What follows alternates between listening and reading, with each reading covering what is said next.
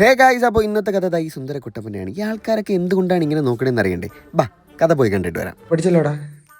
ഇത് ബേൺസ് ചെയ്യണം. ഇത് ടൈറ്റാനിയം ലൈറ്റ്. ഓക്കേ, റിസോഴ്സ് എടുത്തോ. ഇപ്പൊ കണ്ടുകൊണ്ടിരിക്കുന്നത് നിങ്ങൾ നേരത്തെ കണ്ട സുന്ദരക്കുട്ടപ്പന്റെ ഉറ്റ സുഹൃത്ത് അഭിജിത്ത് ഫ്രം അരിക്കടമുക്ക്. അങ്ങനെ സുന്ദരക്കുട്ടപ്പനും അഭിജിത്തും കൂടെ യാത്ര തുടങ്ങിയപ്പോൾ ആദ്യം കണ്ടത് ഇതാണ്. Love has many faces. ഈ ആരോയിലുള്ള ഈ പുള്ളിക്കാരിയെ കണ്ടായിരുന്നു. ദാറ്റ്സ് നോട്ട് എ സ്കൂട്ടി, അത് എയ്റോപ്ലെയിൻ എന്നാണ് ഓടിക്കുന്ന പുള്ളിക്കാരിയുടെ വിചാരം. പക്ഷെ full time landing gear on ആണ്. അങ്ങനെ നീണ്ട 30 മിനിറ്റ് യാത്രയ്ക്ക് ശേഷം നമ്മൾ എത്തേണ്ട ആദ്യത്തെ സ്ഥലത്തെത്തി. ഈ സാധനം കടം മേടിക്കലായിരുന്നു ലക്ഷ്യം. അതിന്റെ ഭംഗി അങ്ങനെ ആസ്വദിച്ച് പുറത്തേക്ക് എത്തിയപ്പോഴാണ് ഒരു പ്രശ്നം. ഇതെങ്ങനെ ഈ സ്കൂട്ടിയിൽ വെച്ചോണ്ട് പോകും? എവിടെ അപ്പന്മാരെ കണ്ടാലും അവൻ അപ്പ തുടങ്ങും ഒലിപ്പീര്. We have reached the destination എന്ന് ഗൂഗിൾ അമ്മച്ച് പറയുന്നതിന് മുന്നേ തന്നെ സുന്ദരക്കുട്ടപ്പൻ എത്തി. എവിടെ? ഇവിടെ, ഈ നിക്കാഹ് നടക്കുന്ന സ്ഥലം. ഈസൽ സ്റ്റാൻഡിനെ കുറിച്ച് വലിയ പരിചയമൊന്നും ഇല്ല, എന്തൊക്കെയോ അറിയാന്നുള്ള പോലെയായിരുന്നു അവന്റെ അഭിനയം. എവിടെ എത്തിയാലും ആദ്യം ഫുഡ് മുഖ്യം. എല്ലാരും തിരക്കിലാണ്. എന്തിനാണ്? പണ്ടൊരു തമിഴ്നാടൻ പറഞ്ഞതുപോലെ ഫുഡ് മുഖ്യം ബിഗിലേ. ഞമ്മക്ക് വാട്ടർമെലൺ കിട്ടാത്തത് കൊണ്ട് നമ്മൾ പൈനാപ്പിളിൽ നിന്ന് തുടങ്ങി. പൈനാപ്പിൾ ജ്യൂസ് വയറ്റിൽ ഒറ്റയ്ക്കായി പോകണ്ടെന്ന് കൂടെ നഗറ്റ്സിനെയും തട്ടി. ഇതാണ് കല്യാണ പെണ്ണിന്റെ ഒരേ ഒരു മുഞ്ചുള്ള കാക്ക, നമ്മുടെ ഫിറോസി.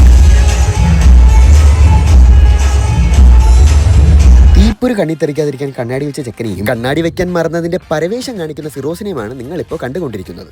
ചെക്കൻ സ്റ്റേജിലെത്തി കല്യാണത്തിന്റെ പരിപാടികളെല്ലാം തുടങ്ങി. ചെക്കൻ എത്തി വിളിങ്ങി നോക്കിയാലും കല്യാണ പെണ്ണിന്റെ മുഖം കാണിക്കാൻ പറ്റൂലെന്നായി ഫോട്ടോഗ്രാഫർമാർ. അങ്ങനെ തീപ്പൊരികൾക്കിടയിൽ കൂടെ കല്യാണ പെണ്ണെത്തി. അവിടെയും നിറസാന്നിധ്യമായിട്ടുണ്ട് ആര്? നമ്മുടെ ഫിറോസിക്ക.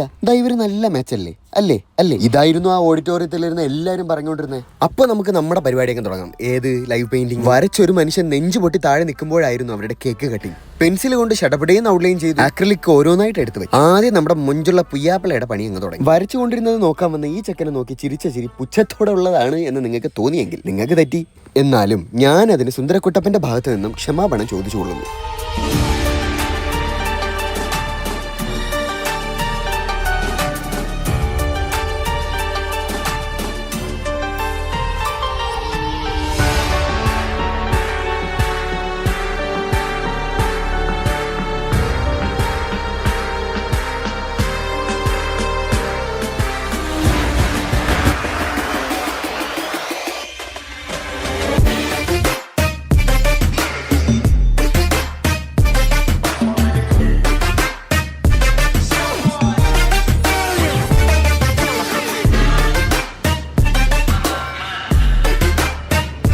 അപ്പോൾ നമ്മള് ഇന്നത്തെ വീഡിയോക്ക് നമുക്ക് ഇൻട്രോ ഇല്ലായിരുന്നു.